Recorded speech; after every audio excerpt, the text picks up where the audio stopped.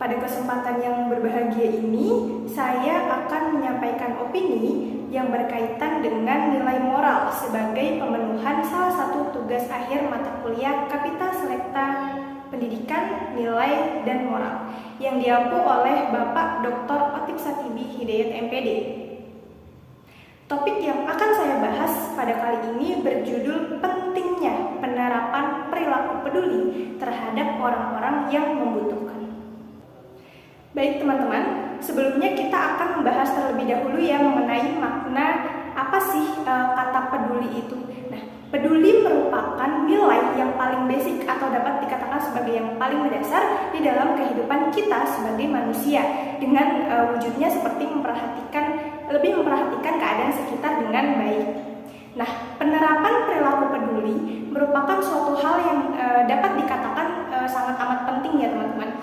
Karena apa? Karena kita hidup tentu saja sebagai makhluk sosial yang sudah pasti secara otomatis pula kita hidup berdampingan dengan kehidupan sosial yang dimana manusia satu dengan manusia lainnya akan saling membutuhkan satu sama lain.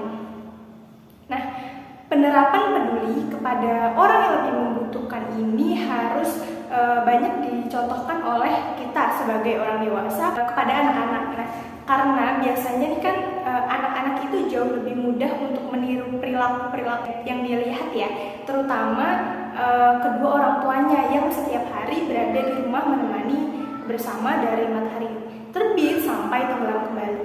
Nah, jadi perilaku peduli perlu ditanamkan sejak kecil sehingga kelak saat dewasa anak tersebut akan terbiasa menerapkan empati dari adanya sikap peduli yang sudah ditanamkan sejak kecil dan mampu bertanggung jawab terhadap apa yang dilihat. Sebab sudah tentu kita hidup harus saling tolong-menolong terhadap sesama. Nah, jika perilaku peduli ini tidak dikenalkan terlebih dahulu sejak kecil atau misalnya kedua orang tuanya itu tidak mencontohkan untuk menerapkan nilai peduli, maka anak tersebut nantinya akan terbiasa dengan sikap acuh tak acuh terutama kepada orang-orang yang lebih membutuhkan.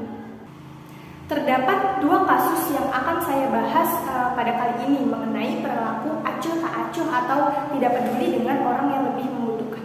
Nah, kasus pertama diambil dari suatu artikel berita yang berjudul Kursi Prioritas KRL Solo Jogja kerap disalahgunakan penumpang. Nah, dalam artikel tersebut dijelaskan bahwa ada seseorang lansia yang tidak mendapatkan kursi di KRL, sedangkan orang-orang di sekitarnya yang mendapatkan tempat duduk lebih memilih untuk tertidur dan tidak menghiraukan lansia tersebut.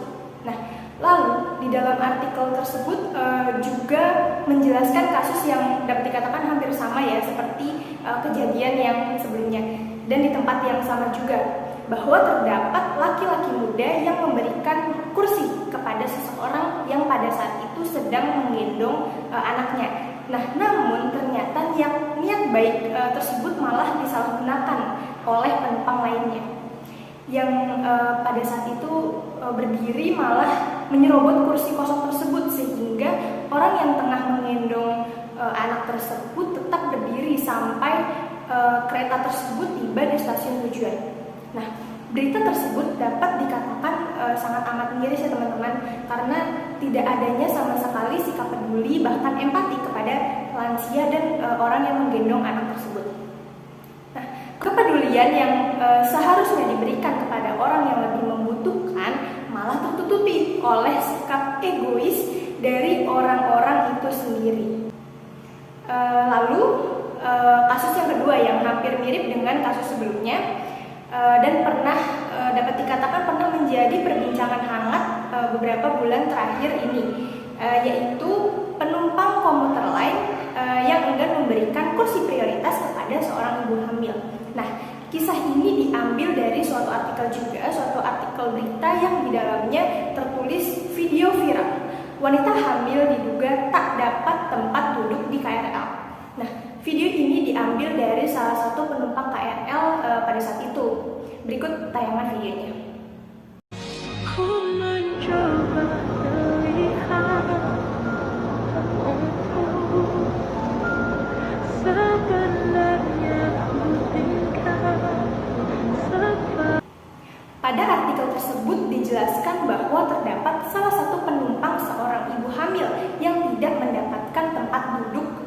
dan orang-orang sekitarnya itu tampak cuek.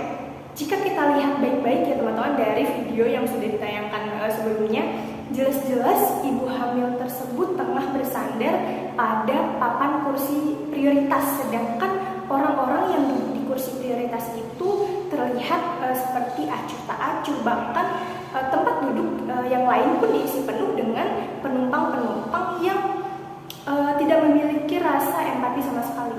Nah, banyak dari mereka lebih memilih untuk duduk santai di kursinya dan bermain telepon genggam dibandingkan untuk memberikan kursi tersebut kepada seorang ibu hamil tersebut.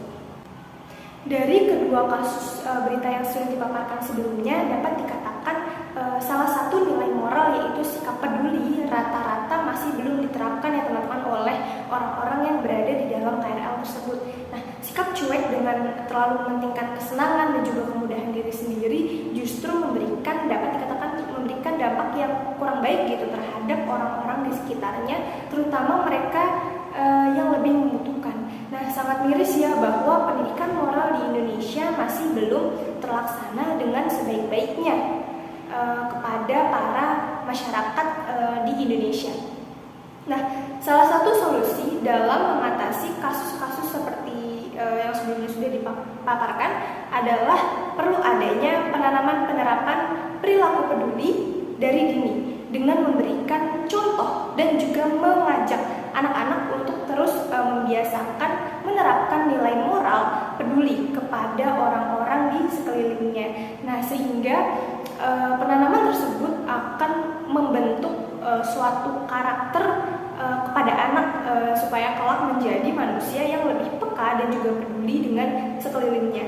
Maka dari itu, ayo mari sama-sama para orang tua, guru-guru, pemerintah, dan kita para generasi muda yang kelak nantinya akan menjadi calon pendidik, baik itu untuk anak sendiri maupun anak-anak bangsa di luar sana, untuk dapat bersama-sama memperhatikan lagi nih penanaman nilai atau sikap peduli kepada anak-anak.